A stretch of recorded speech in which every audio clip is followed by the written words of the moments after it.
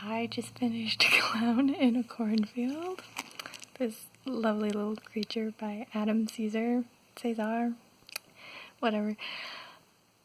This was a ride.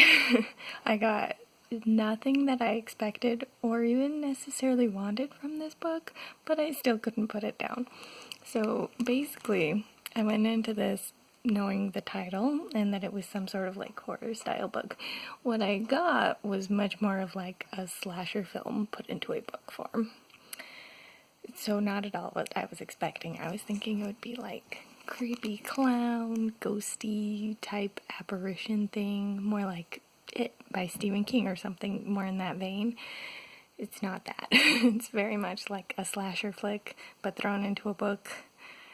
So heads up on that if you haven't heard reviews about it or are wanting to read this for yourself. So that's my note number 1 on this. Note number 2, some of the writing was a little hokey, which I mean, it's a book about clown in Cornfield, so you kind of expect some hokiness. But in particular, my favorite thing was one of the boy characters was described as looking like a fire hydrant, which... what kind of a comparison is that? A man looking like a fire hydrant? Well, I mean, he was a boy, because the main characters were teens. That was another thing I wasn't quite expecting. Again, I don't know what I was expecting, but I wasn't expecting it to be like a teen book either. Or YA, or however you classify it when they're teen characters. So yeah, there was that aspect of it too. But yeah, another line too that was more like a, oh, this is an icky, redundant line, why did he write it this way, was that it said that these kids were described as little Hellions running around, and then the character is described as like twisting their fingers to mime running around like Hellions, and I was like, it's too repetitive, don't do that. I don't like it. It's a silly note, but I'm a writer and I don't like it. It's too much repetition of the thing too close together for me.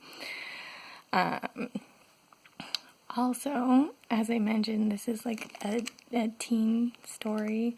There are kind of some twists and turns that it tries to pull with that. Like the prologue of this book, one of the characters' sisters dies, and so you expect that to kind of trigger events for the rest of the story, and it kind of does, but from the sister's death in the prologue, it abruptly switches perspectives to a different character who's like new in town and is moving there since her mom has died and her father wanted a change of pace and to move somewhere new. And then we get a lot of that character, and then abruptly, as we hit some of the more intense scenes, we start getting more character perspective shifts, and basically all of the shifts were just like, why are we following more than one character? On the one hand, it made sense for what he was building, and on the other, every time it switched, I was like, why are we switching right now? This is so stupid and so frustrating. So, minor things on my end.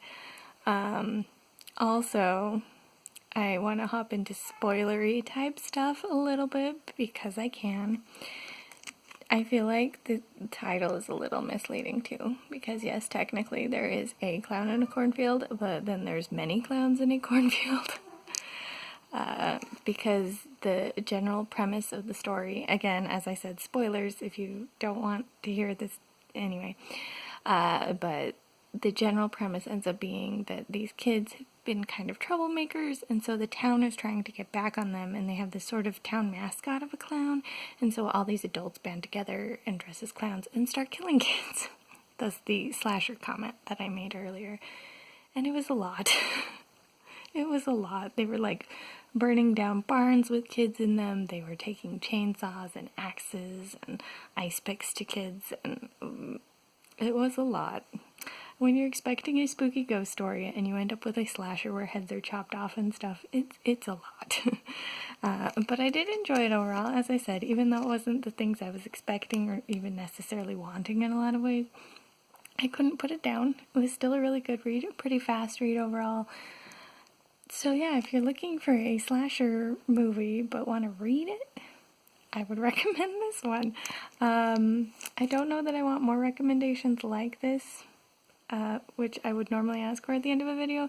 Instead, recommend me some ghost stories, because that's what I actually wanted when I picked those up. If you have any good ghost stories, give me those down below. If you happen to have read Clown in a Cornfield, feel free to share your thoughts down below and tell me if you liked things that I complained about, like the perspective shifts, or if you liked that it was a slasher and not a more like ghost story type setup. All those kinds of things. Let me know down below. But I think that's all I got for now. This is the Not Harper signing out.